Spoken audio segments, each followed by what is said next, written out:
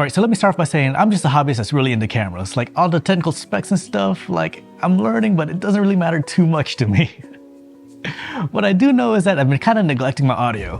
What I've been using as my main microphone is this, the Sony ECM B1M. It's a great microphone, like I have no problems with it, except it only works on Sony cameras and it only works when it's attached to the hot shoe. The microphone I'm using right now is this, the Sony ECM LB1, which is connected to the Sony ECM W2 BT.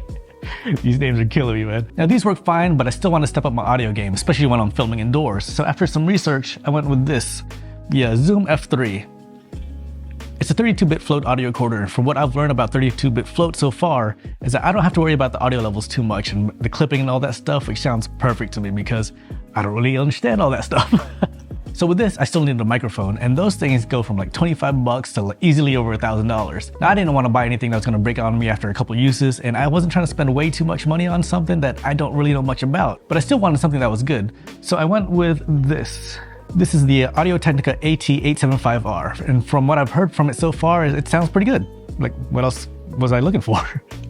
Now I needed a way to connect the microphone to the recorder, and I could have saved some money and built the cables, but I'm not there yet. That's like 5 videos from now. So I picked up these pre-built cables instead. These are Canare cables, which is pretty much recommended by everyone that I talk to. Now I have everything that I need to get this thing working, but I saw some people were able to connect their microphone directly into the recorder. But the problem is that the diameter of this microphone is 21 millimeters and the Zoom F3 only fits 19 millimeters. So in order to get this to work, I had to get this adapter. So plug the microphone into the adapter, and that way I could plug it directly into the recorder. Now I actually need to power this thing. I could run a power source right into the USB-C, or it also takes AA batteries, and I didn't want to keep wasting batteries, so I picked up rechargeable ones. So I went with these. I just found them off Amazon. And the best part about these are the port to charge these batteries are on the battery itself, which is great because that's one less thing I have to carry. I've been getting about 5.5 hours with these batteries, which works perfectly fine for me. Next, I had some other microphones that I wanted to use with the recorder, but they run off of 3.5 millimeter jacks, and the recorder only takes XLR inputs. So I had to pick up these adapters. This is the Rode VXLR and the Rode VXLR Plus. Now in short, the Rode VXLR is for microphones that don't need power, like the Rode VideoMic Pro Plus or the DJI mics. The Rode VXLR Plus is for microphones that do need power, like the Rode Video Micro. There's also a third adapter, the Rode VXLR Pro, which does basically the exact same thing that the VXLR Plus does, but it does better at reducing the interference. So basically it's for microphones that don't need power and you're running a long 20-foot cable to it.